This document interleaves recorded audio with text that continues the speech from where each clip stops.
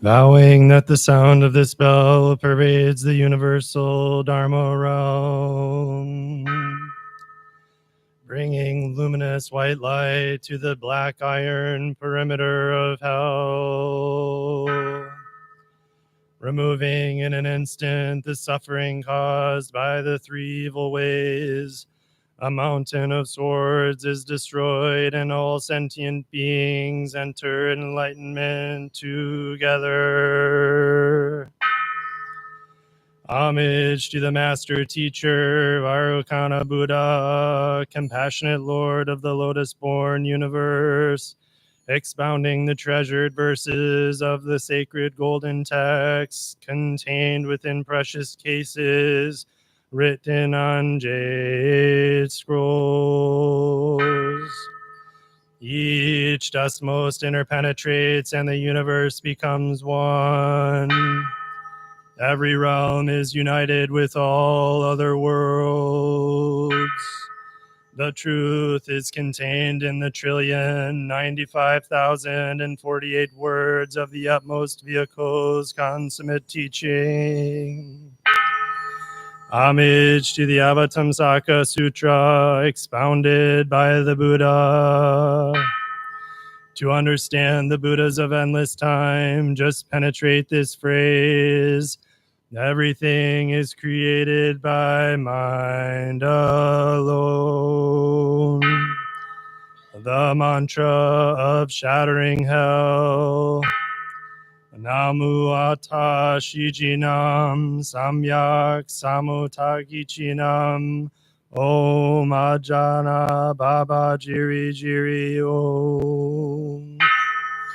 Namu ata shijinam samyak samotaguchinam om ajana baba jiri jiri hum.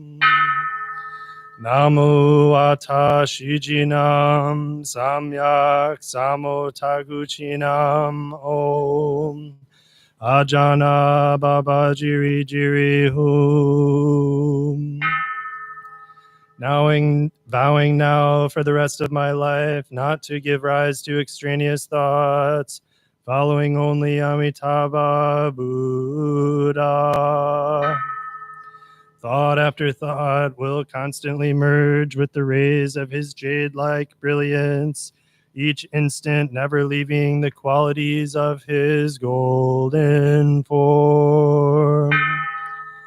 Holding a mala and bearing witness to the universal Dharma realm, empty space is but a thread, leaving nothing unconnected. There is nowhere that Vairocana Buddha is not present equally. Through contemplation, seek Amitabha of the Western Shore. Homage to the great teaching master, Lord of the Western Shore, the Buddha, the Tathagata of infinite light. Homage to Amitabha Buddha. The land of ultimate bliss has 10 kinds of adornment. Homage to Amitabha Buddha. It is adorned with Dharmakara's vow, his cultivation cause. Homage to Amitabha Buddha. Adorned with the power of Amitabha's 48 vows. Homage to Amitabha Buddha. Adorned with Amitabha's name and the brilliance of his life force. Homage to Amitabha Buddha. Adorned with Amitabha's name and the brilliance of his life force. Homage to Amitabha Buddha. Adorned with the bejeweled images observed by the three Mahasattvas. Homage to Amitabha Buddha. Adorned with the peaceful bliss of Amitabha's Western world.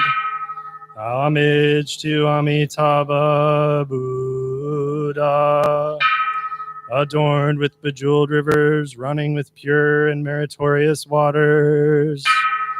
Homage to Amitabha Buddha, adorned with bejeweled basilicas, with halls of wish-fulfilling jewels. Homage to Amitabha Buddha, adorned with lengthy days and nights.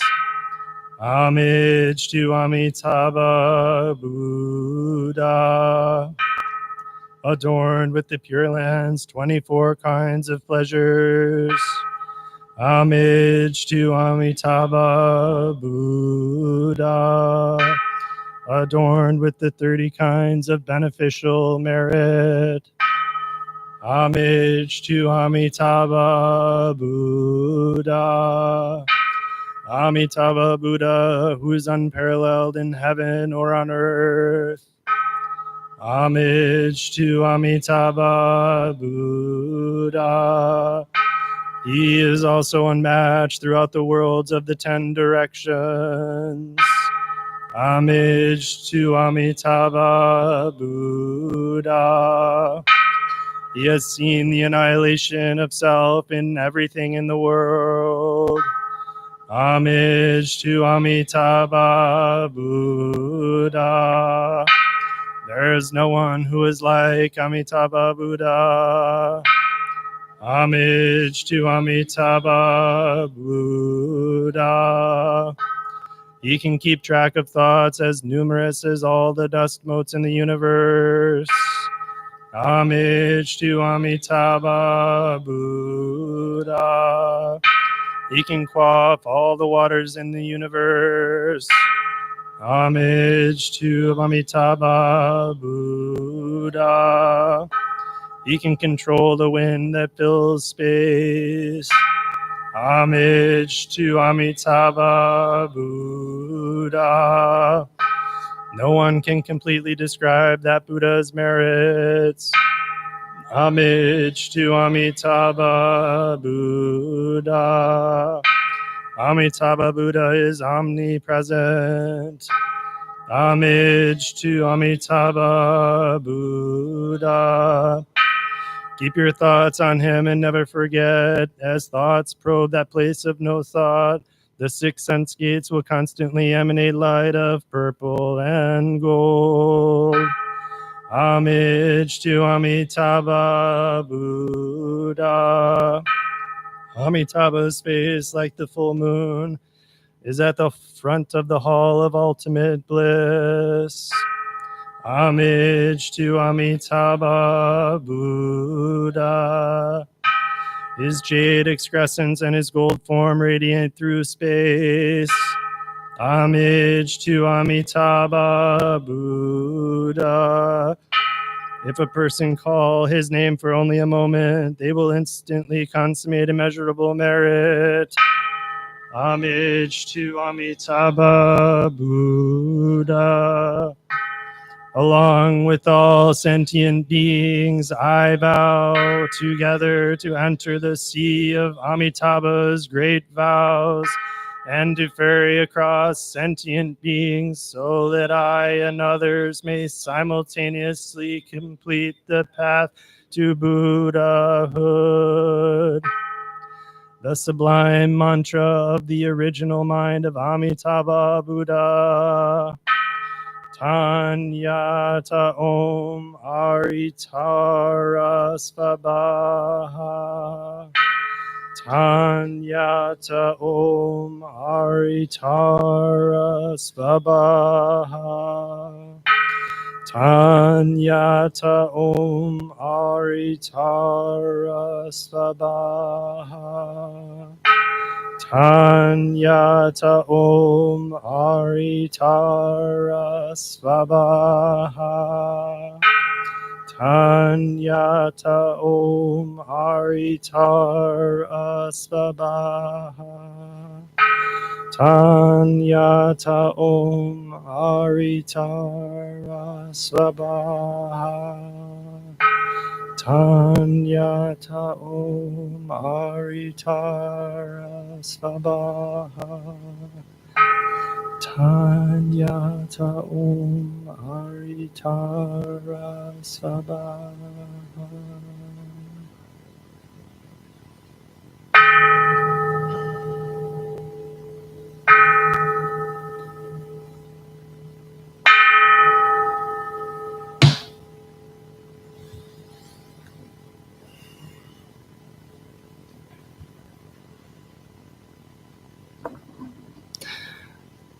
Thanks, everyone. We will now observe noble silence until the start of service.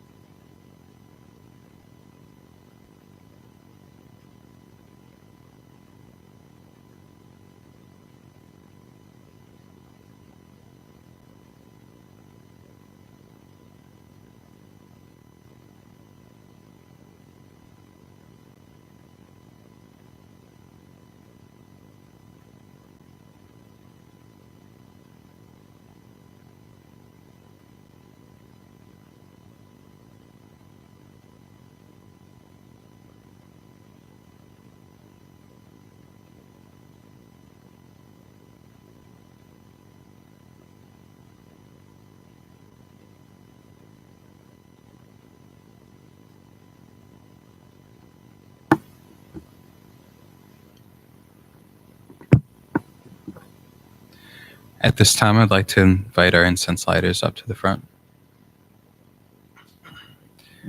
And if you all could turn to page 2, we'll be saying the incense lighting Gatha together.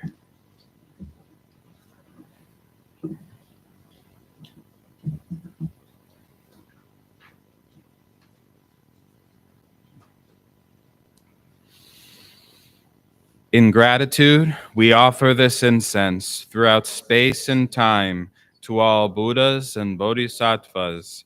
May it be fragrant as earth herself, reflecting careful efforts, wholehearted awareness, and the fruit of understanding slowly ripening. May we and all beings be companions of Buddhas and Bodhisattvas. May we awaken forgetfulness and realize our true home.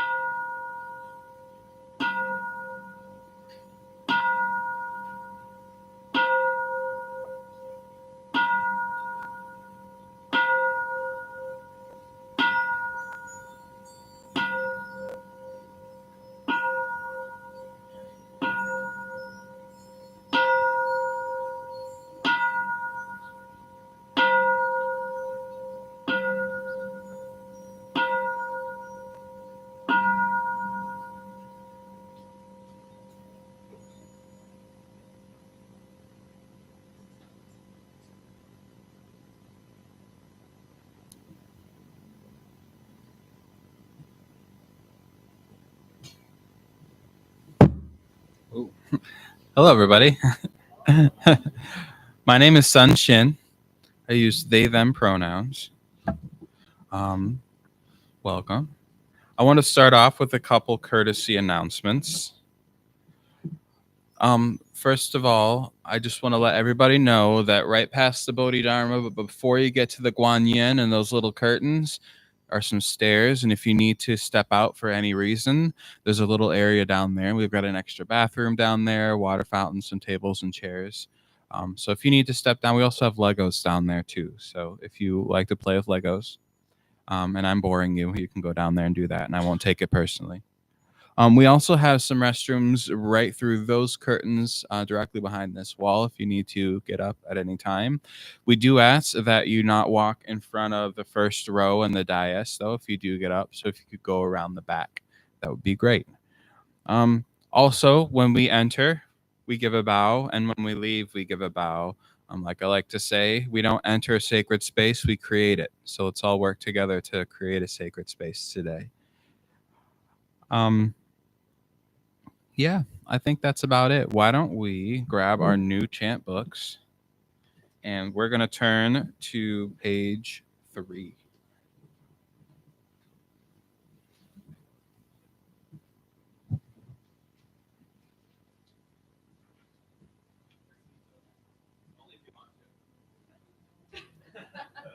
Hi, you can give a little greeting.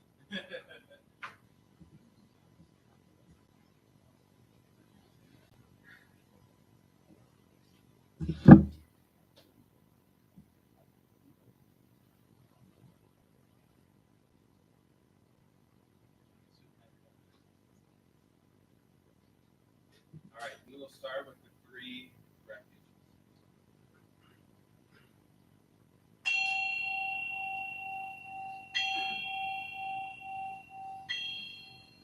I go for refuge to Buddha, my deeply awakened mind, the living source of understanding and compassion, which must be cultivated to be known fully.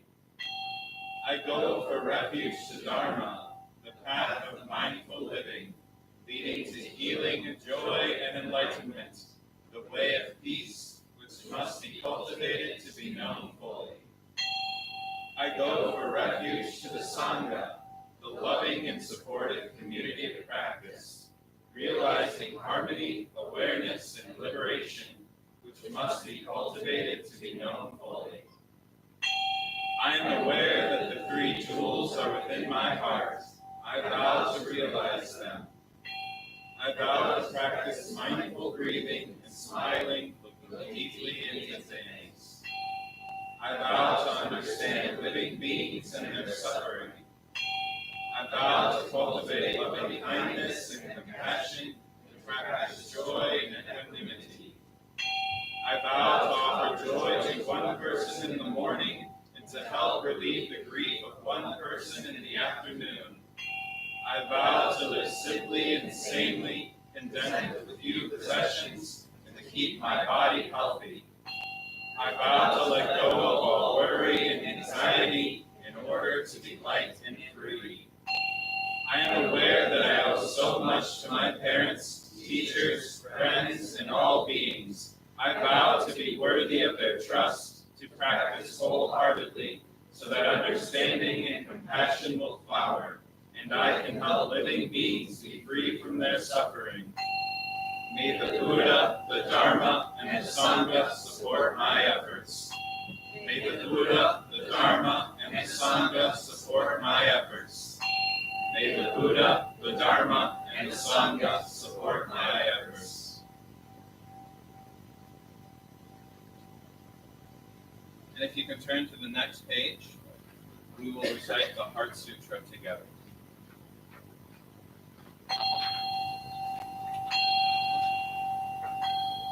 Dhamma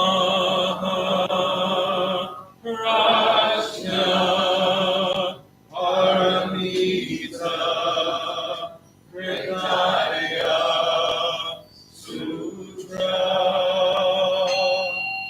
The Bodhisattva of great compassion, from the deep practice of prajna, Paramita. Receive the emptiness of all five skandhas and delivered all beings from their suffering. O Shariputra, form is no other than emptiness, emptiness no other than form. Form is emptiness, emptiness form. The same is true of feeling, thought, impulse, and consciousness. O Shariputra, all dharmas are empty. They are not born nor annihilated. They are not defiled nor immaculate. They do not increase nor decrease. So in emptiness, no form, no feeling, no thought, no impulse, no consciousness. No eye, ear, nose, tongue, body, mind. No form, sound, smell, taste, touch, or objects of mind. No realm of sight. No realm of consciousness. No ignorance, nor extinction of ignorance. No old age and death, nor extinction of them. No suffering, no cause of suffering, no cease from suffering, no path to the out of suffering, no knowledge, no attainment, no realization, for there is nothing to attain.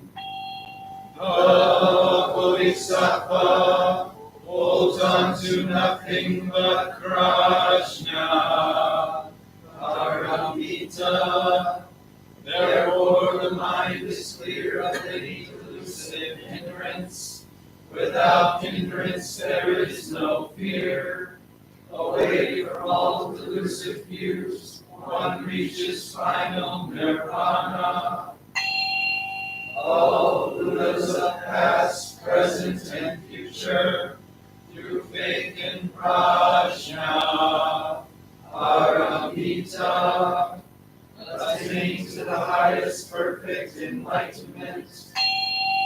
Know then the Prajna, Paramita, is the great Dharani, the radiant, fearless mantra, the utmost supreme mantra, which is capable of allaying all pain. This is true beyond all doubt. Proclaim now the highest wisdom, the Prajna, Paramita. Gate, Aragate, Arasangate, Bodhisvaha. Gate, Aragate,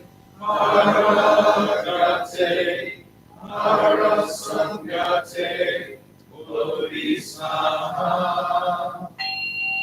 Gate, Aragate, Arasangate, Bodhisvaha.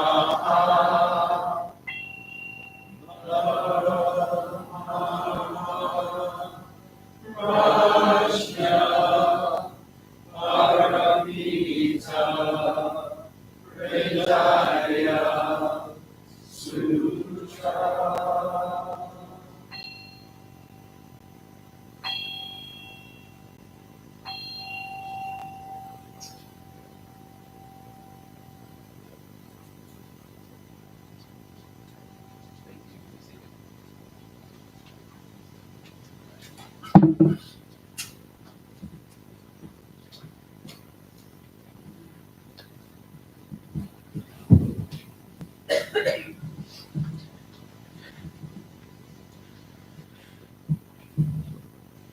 I have 2 waters, so I have a choice.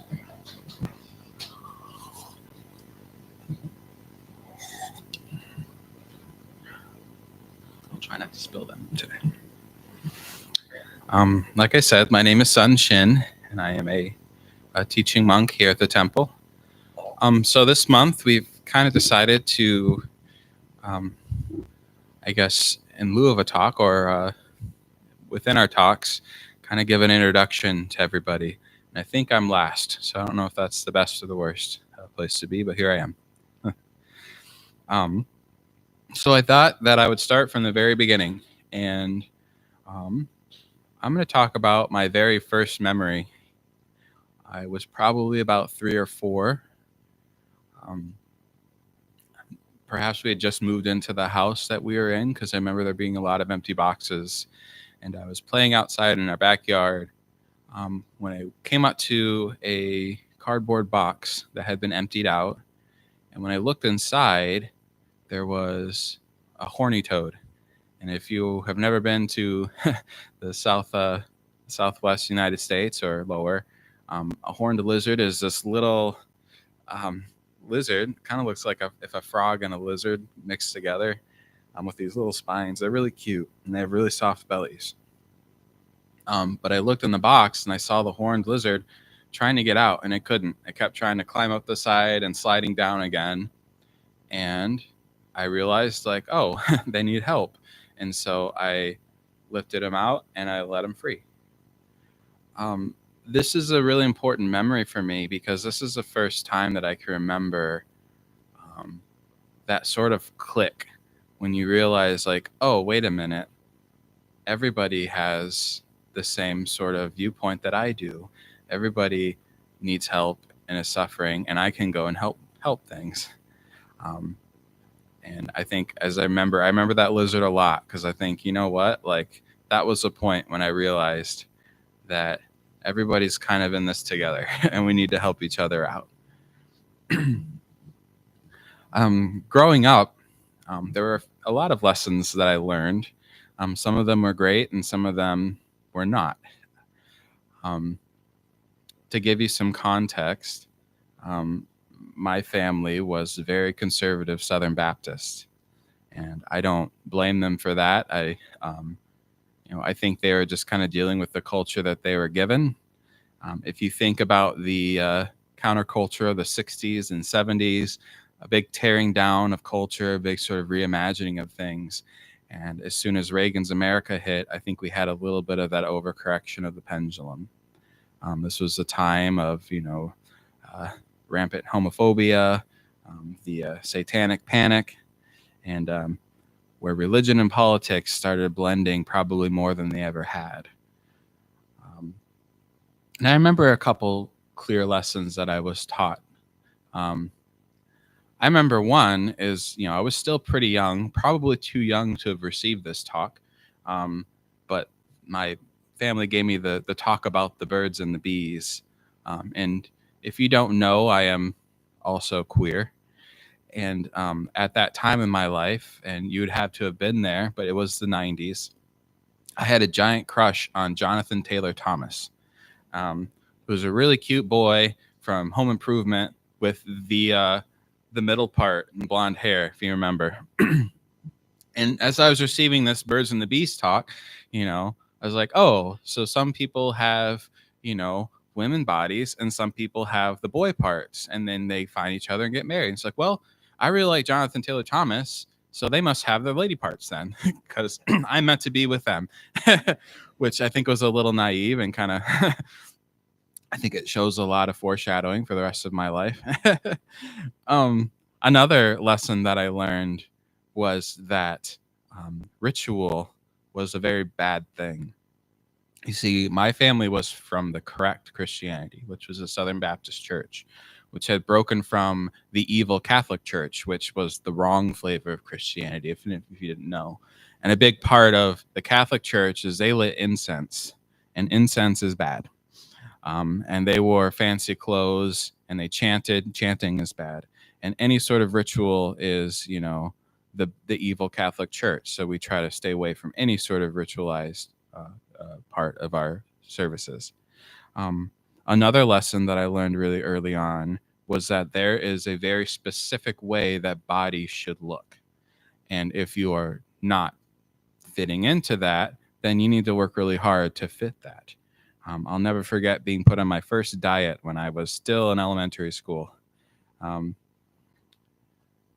I also learned a lot of really great lessons from my family and that culture at the time too. I think I learned how to really dedicate myself to a practice, even though it's not a practice that I stuck with. And I've learned the power of community because I grew up in a strong church and I knew what it meant to come together every week, and the lessons that could share. I learned the power of music. I will say the one thing that I will always stick to is that the Southern Baptist Church has the greatest goddamn music on the planet. And if you haven't heard Hank Williams Sr.'s rendition of I Saw the Light, go home and look it up. And my family was very musical, and actually my father was the music pastor at all the churches that we attended, and so that was a huge part of my life.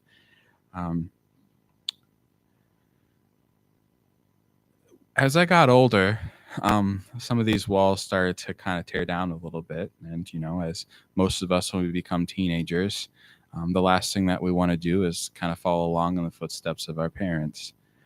And I will say that there's one huge defining moment in my life, and that was when I met my very good friend, Logan, who I'm still friends with today. I met when we were, probably 8th grade. And he and I became really great friends, and we started making music together. And I've always thought that the people that you make music with those are the connections that will last forever. So if you don't make music, I'm so sorry you've never felt a connection to anybody before. But I used to, go over to their house a lot and spend a lot of time with them. And at that time, my friend lived with his grandparents, and his grandfather, Dale Fuller, happened to be a Sadh guru of a sect of Sikhism, or an offshoot of Sikhism, called Radhaswami Satmat. And I started learning that, what?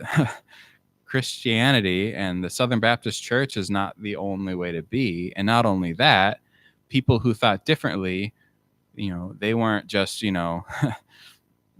evil, ravenous demons that are lost. There's people out there that have different ways. It was through my time, over at my friend's house and hanging out with his grandfather that I first learned about meditative practices.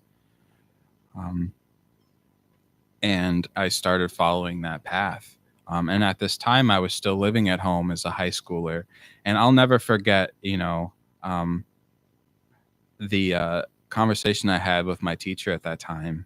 And I said, I just want to leave my house. I want to leave this church. Like, it's just really harmful. Like, I don't know why I have to keep going there. And he said, there are lessons that you can still learn from the Southern Baptist Church, and you need to go there and learn them. And I don't think I fully got that at that time, but I think as I grew older, sort of realizing the wisdom in that. Because if you tell anybody who is still living in a home, that you need to just sort of stir up the pot, come out as you will, it's going to be really rough and it's going to be really hard. And I think telling me to stick with it, grin and bear it, and take the lessons that you can was really important for me at that time. And I think it saved me a lot of heartache if I would have gone the path I wanted to go. And also, I was only a few years away from being out anyway. So I think it was a really important lesson to get at that point. And I did graduate, and I went off to college, and I kept studying with my teacher. And it was really great because it was all the things that the Southern Baptist Church was not. It was very inclusive. My teacher would teach from all kinds of practices, whether it was the Bhagavad Gita or the teachings of Buddha or Christianity or Islam. And, he was very adamant that there are lessons in every single walk of life that you can grab from, which was completely the opposite from what I heard of. Not only is the Bible the only way, but only our flavor of the Bible is the only way. Don't touch the dirty Catholic Bible. They have extra books in there. Also, it introduced me to ritual, which I had really longed for a long time. Something that I missed in my first practice. It wasn't bad to light some incense and have a really kind of elaborate practice to be put together. I also introduced me to a sangha that was different than the one that I had been to before, and knowing that there are lots of different kinds of groups of people, and the idea that it has to look like this is wrong. Like, you can build whatever group that you want. The important thing is that you have that group of people to be surrounded by. When I was probably in my early 20s at this time, my teacher passed away. And it was a really kind of difficult time. If anybody has lost a teacher through death or through just teacher breakups, which hurt like death too, I was a little bit lost, because in a lot of meditative practices, especially ones that come out of India, including Buddhism, that teacher-student relation is probably the most important thing that you can cultivate. And there's a little bit of just being lost, I guess, for the most part. And realizing, even though I had learned a lot of things, I had a long way to go as well. I think I call this area of my life my kind of nihilistic phase. I said, well, I had come from the Christian church and learned all this stuff, and none of it was true, and I was all lied to. And then I went to this teacher, and they taught me all these things about the chakra systems and heaven realms, and all that is just, made up too. Like, it's just wasting my time. So I'm just going to try to abandon it all. I'm going to be a really staunch materialist. What I can feel, what I can touch, that's it. I read a lot of philosophy, just trying to figure it all out. And I think a lot of the sort of maybe not so great lessons from my past kind of picked up too. I had, as you may guess, from what I've said earlier, developed a pretty severe eating disorder at this time too. And it just, as a lot of us kind of find each other in. I'm going to talk about one of the philosophers that I found at this time, and I'm going to give a caveat that this person is a horrible person. I'm going to talk about Nietzsche, and they hated women and they hated Jews, and I think both of those people are cool. So, but I'm also going to say that if we're willing to say that people that we admire, when they say something harmful, we got to point that out, right? We got to say, no, that is harmful. I don't care that you are a priest or a teacher, or a parent. We need to speak that, and it doesn't matter your position. In the same way, somebody that you might see as a very harmful person, sometimes they have a little bit of wisdom, and we have to also point that out as well. I guess that's my way of separating the artist from the art in a way. But there is a story that he speaks on in the book, Thus Spoke Zarathustra, which I will say that Nietzsche is an amazing writer. Everything is like poetry that he writes. And so if you can handle, beautiful poetry about how horrible women are, this is definitely the place to go. But in this book, he talks about this parable, and it starts with the parable of the camel. I think for most of my younger life, who I've told you I was this camel. And he speaks of the camel, it's a load-bearing animal. It's at the sort of mercy of the culture around it. It does the bidding of the people, who own the camel and get the workload. I think as I was taking the lessons from my culture and my church and all this stuff, I was kind of the camel. It's like, well, this is the right way. This is what I've been told. So I'm going to do my best to bear this load and keep going. And then for Nietzsche, the next phase is the dragon, where the camel realizes, like, what am I doing? Why am I carrying all this? Why am I doing this? Why do I want to be the camel who's owned by these people? Screw this. And they transform into the dragon. And with their fiery breath, they tear down everything. They're like, oh, that person who was whipping me and loading me up, I'm just going to burn down their house, and I'm going to burn them up, and I'm going to burn everything around me. And I feel like this was my dragon phase in life, where I just tore down everything. Became very nihilistic, very atheistic, all my teachers were dead and all of my religious trauma was at full force. It was all bad, and I'm just going to be cynical and tear it all down.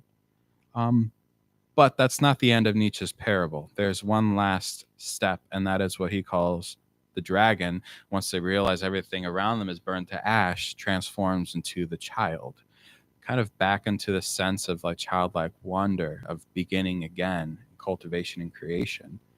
And for me, that happened only because I went through this phase of this sort of clean slate nihilism. And I don't know if there's really one seed that kind of started this child phase for me, but I do know that this book had a big part to do with it, which I brought, which is A Tale for the Time Being, which was written by Ruth Ozeki, who is a Soto Zen priest, just like me. And it's written from the perspective of somebody who finds this lunchbox that has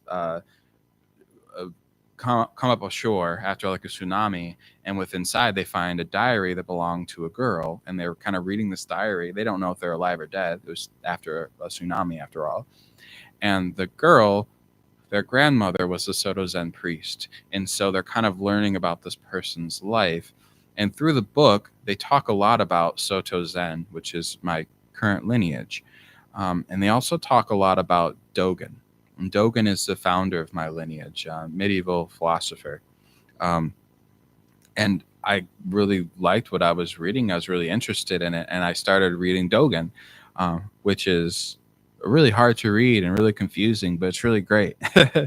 And I remember I did what anybody should do in that situation. I opened up Google and I typed Soto Zen Buddhism near me search. And it was through that I found my teacher Suji, which, I guess pretty lucky that I found another Soto Zen priest in Grand Rapids at that time.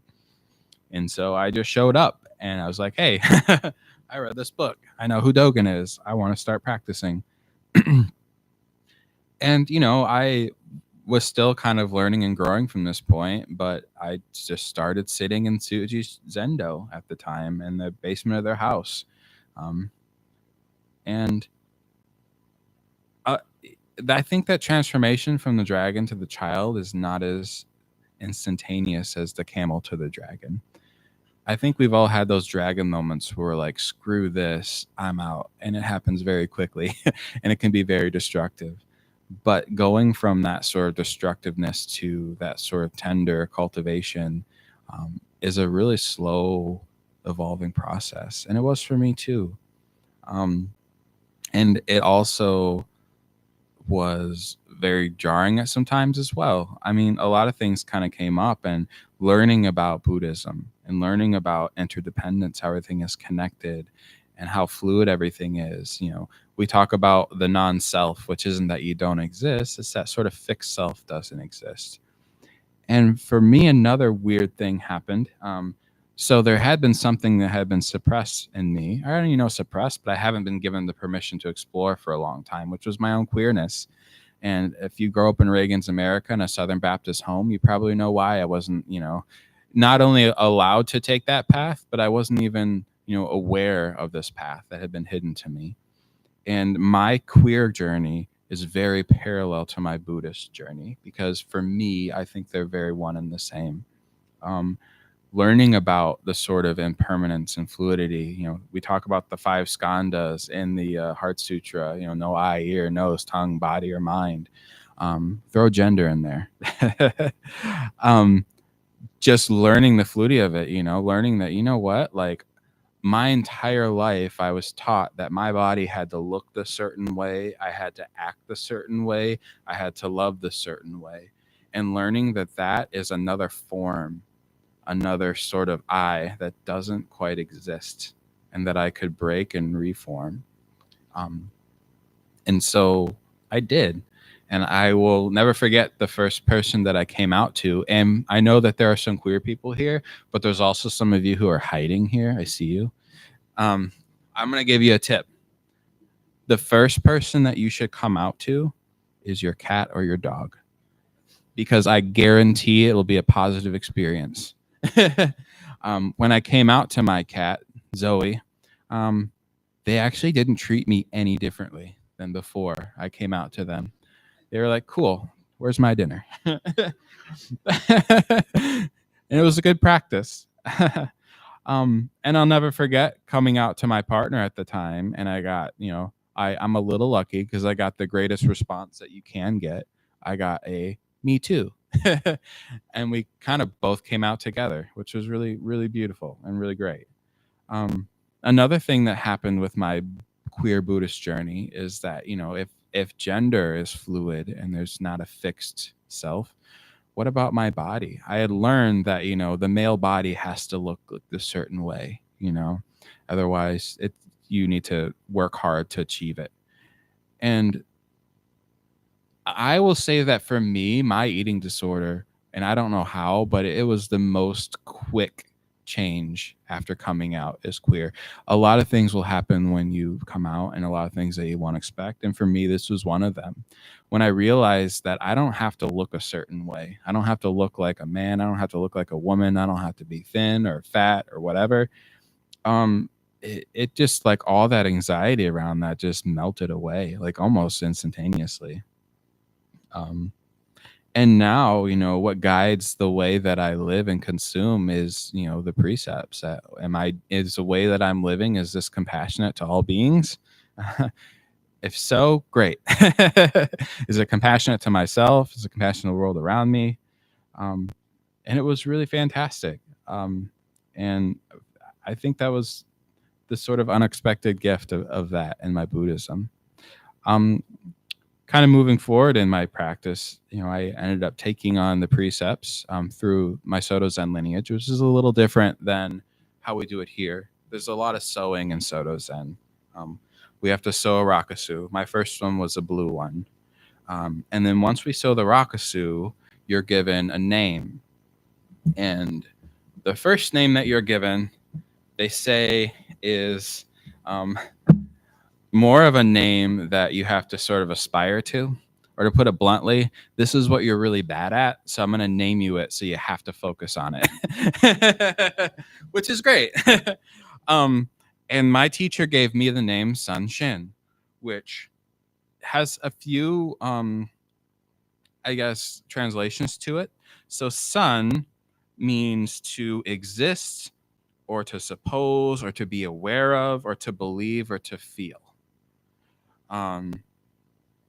Almost if anybody is a nerd and knows Robert Heinlein, Strange in a Strange World, Tagrok, I think sun is Tagrok sometimes, just to sort of get it. Where shin also sometimes is pronounced as kokoro, which is just heart, or mind, spirit, the place where the feelings or emotion come from, or your core. So in Japanese, they don't separate like the heart and the mind like we do in our culture. It's just sort of that spot where like you reside. And so you could think of my name as, to exist where that heart is, exist within your heart. You could also think of it as feel your feeling. Feel your feelings could be another way to think of it. Or be aware of that center, be aware of your heart.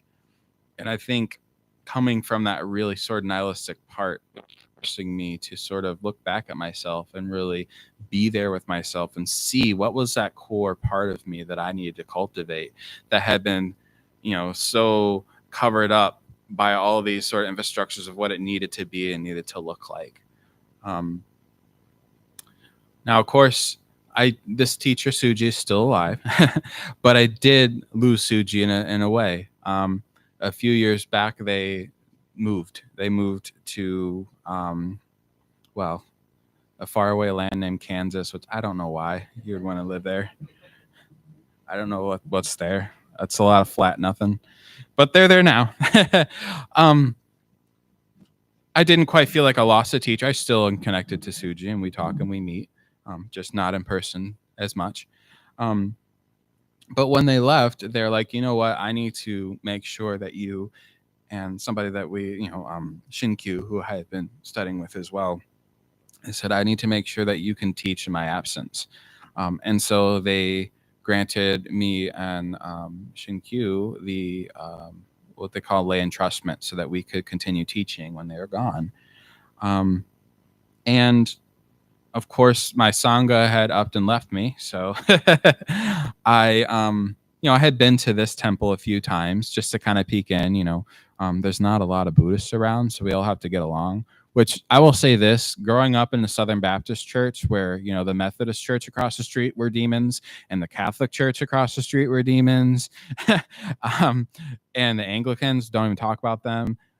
But we don't have the privilege of to be that way with the lineages of Buddhism, which I really appreciate. Like, I can't tell you how big of a deal that is, that I can sit here with people with from so many denominations of Buddhism, and we're just like, cool, we'll just intermingle, because that don't happen in Christianity at all, which I love to see.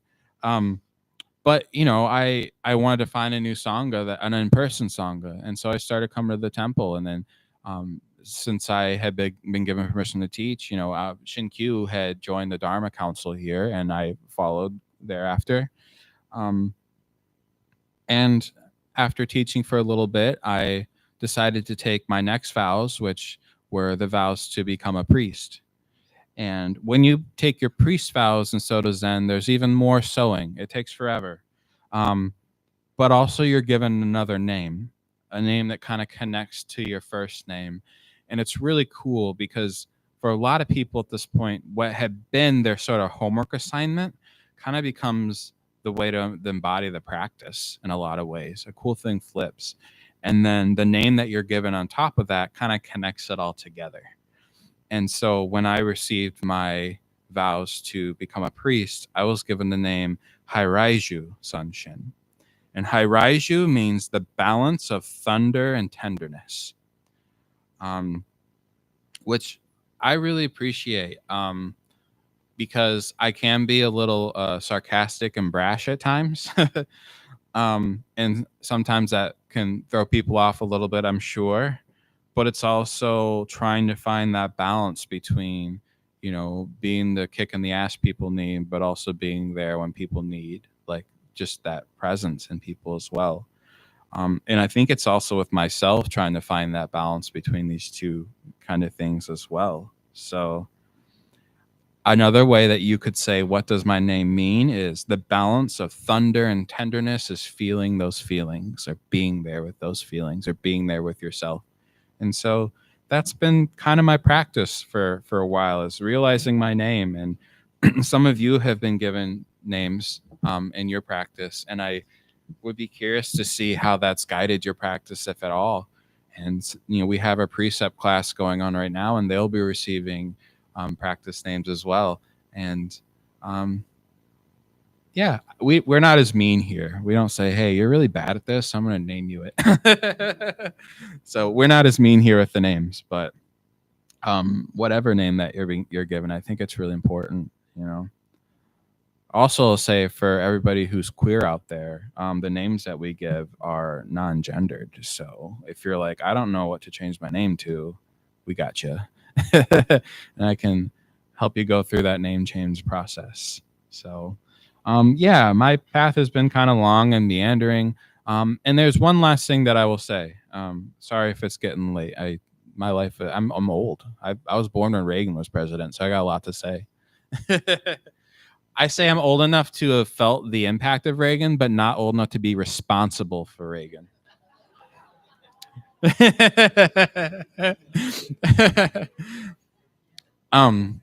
There's an old Zen story that says, at the very beginning, you see the mountains and streams around you, and they're just that, mountains and streams.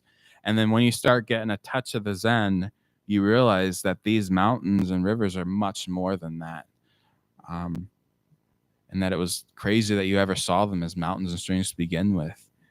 But towards the end of your journey, when you finally, brace that enlightenment, you realize that the mountains and streams are just mountains and streams after all.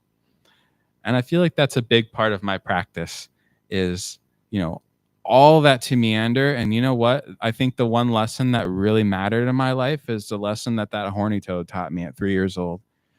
When you see suffering in the world, do something about it. Whether it's in yourself or the people around you. And it's as simple as that. So thank you for letting me blabber on. And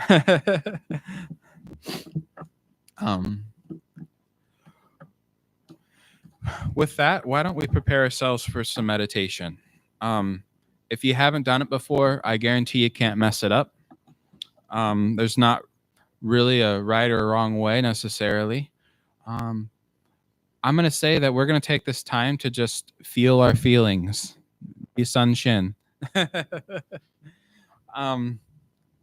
When things arise, whether they're thoughts or concerns, just let them come up.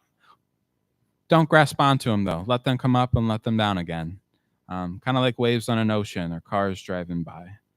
And if something won't go away, it keeps coming up. Don't push it down. Say, you know what? I need to deal with this. And take note of that. And when you leave today, go deal with it. Sorry, you got to do it. So be comfortable. If it hurts, you're doing it wrong. So if you need to shift around, if you need to sit in a chair, go for it.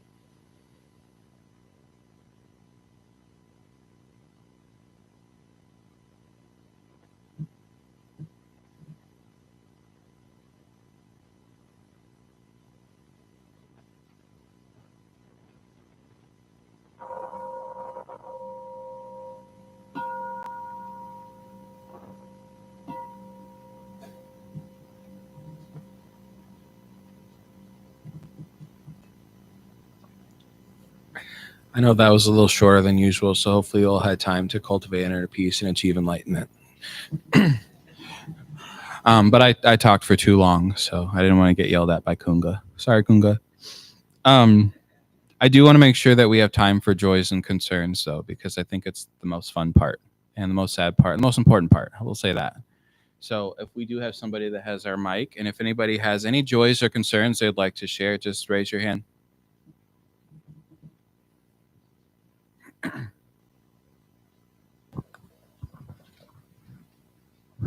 Hi, my name is Ellen. I have a concern/request.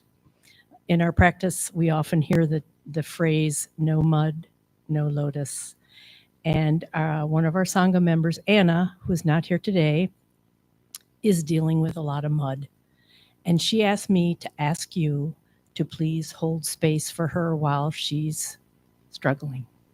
Thank you.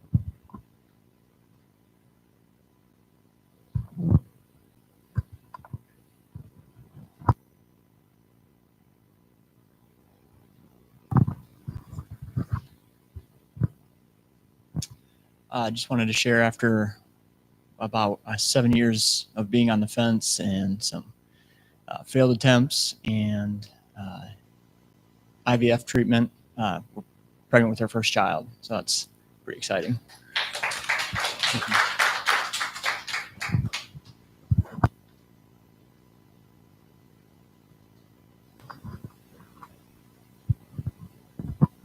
Hi, I have a joy. I have been working on rebuilding and building friendships and community. And I just want to say thank you to all the Sangha members for also, being there, being part of my journey.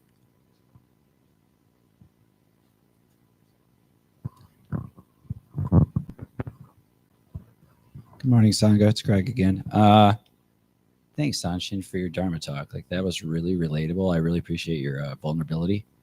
And then, like, the nihilism thing, like, that's exactly where I'm at. Like, I burned everything down, and now I'm the child. It's pretty great. Yeah, so I realized I was kind of like grasping tightly with myself a little bit, taking myself a little too seriously. And it occurred to me this morning, I did this practice, that I imagine the universe becoming conscious of itself, to which it says, now what can I be? And to which I smile, laugh, and respond, just being a being. And it creates a lot of space. And it really does. It brings me joy. That's when I realize I'm grasping, just being a being.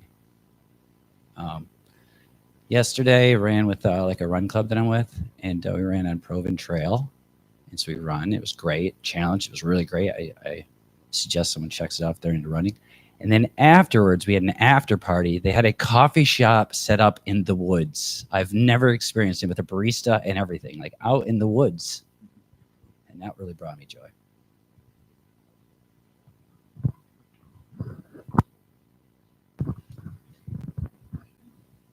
Good morning.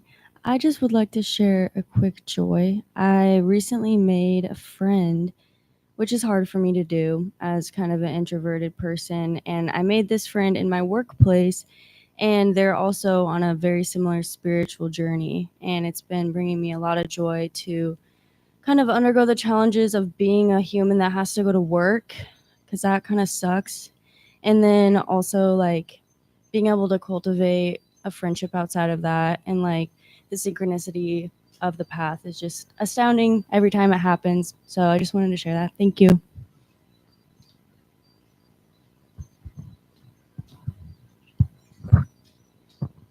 Good morning, everyone. Sonshin, I want to thank you again. Hello? Okay, good. No, it's not. I'm sorry. Technology dies when I touch it for some reason.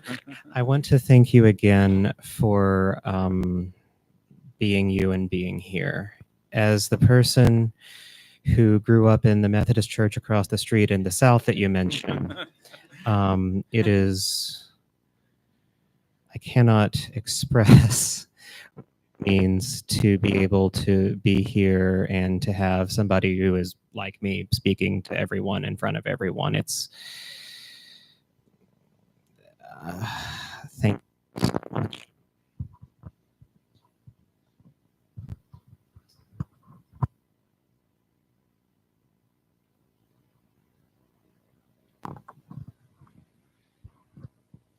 Hi, I'm Tori. First time here, and thanks. I don't know if y'all been watching the hurricanes and the aftermath of that, but we just moved up from Appalachia, and the whole town that we were living in is underwater right now, and there's a lot of people suffering right now, and close friends who don't know if they're going to be able to stay in their homes, businesses that have to start over, and yeah, I don't know what to ask except just to hold space for folks that are really struggling right now.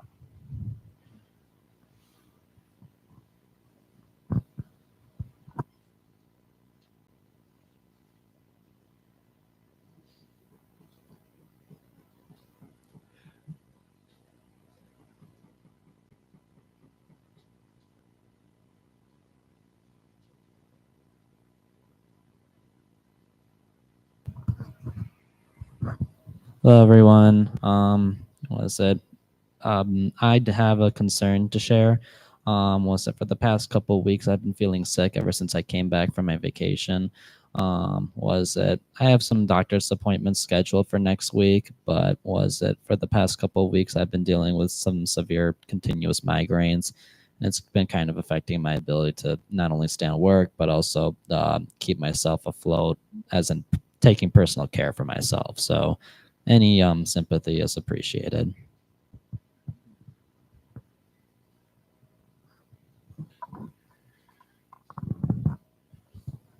And one last one for this week.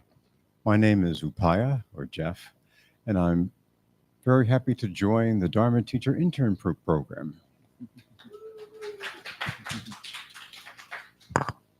Looking forward to continue to deepen my practice and contribute to the Sangha. So thank you.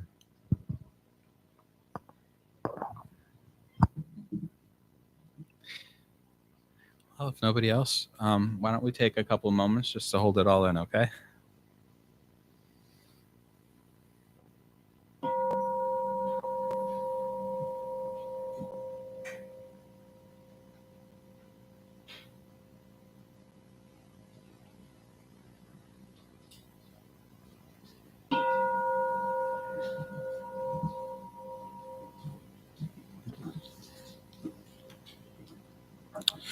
I do want to really quick run through the announcements if I can.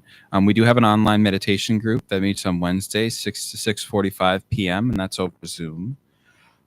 We also have a Dharma discussion group that meets on Thursdays, 9:30 to 11 a.m., and that's here at the temple.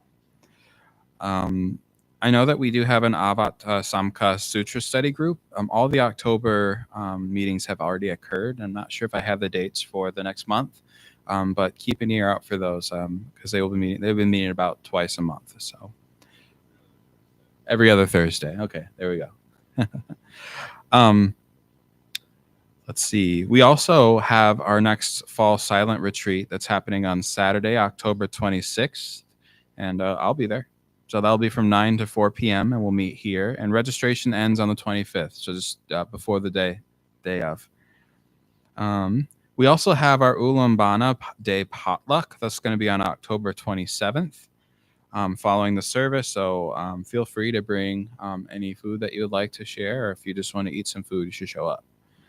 And then we also have our Buddhist-based recovery meetings. They meet Mondays, 6:30 p.m. At the temple. Wednesdays, 6:30 at the Alano Club. And Fridays at 10:05 a.m. And that is at Garfield Park. Or you can join via Zoom. Do we have any other announcements?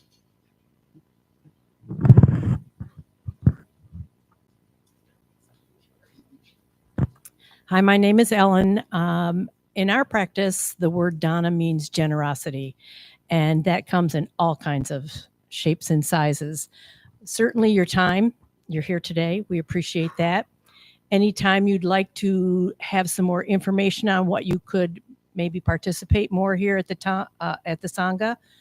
If you'd like to learn how to do the incense lighting, maybe be a greeter at the door.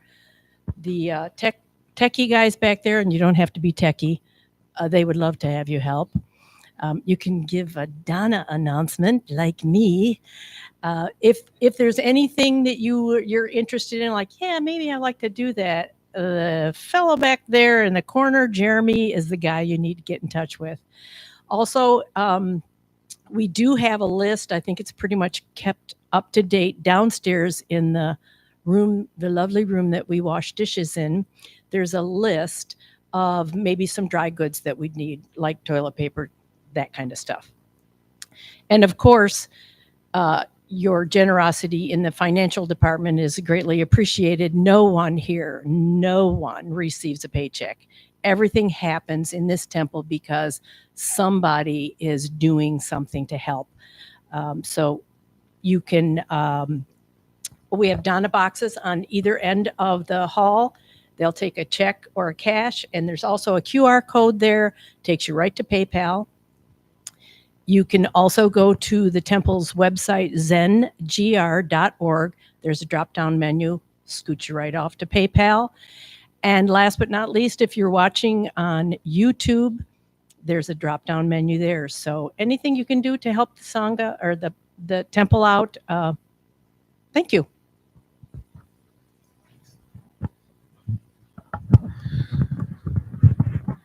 All right. If we chant really, really fast, we can get out by 11. So why don't we stand up, turn to page 6, and we'll do our closing gathas together. We'll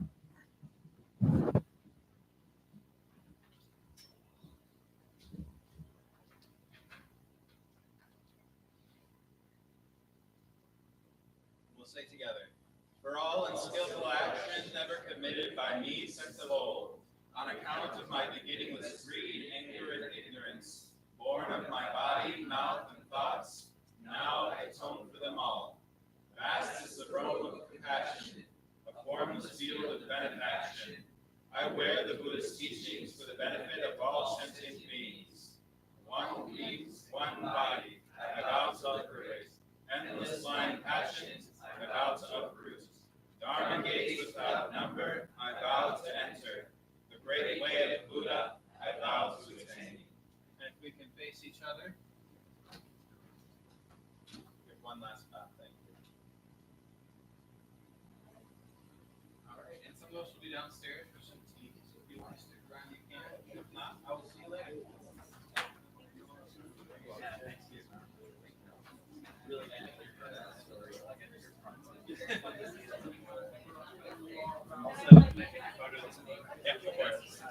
You've mentioned this before. Yeah. And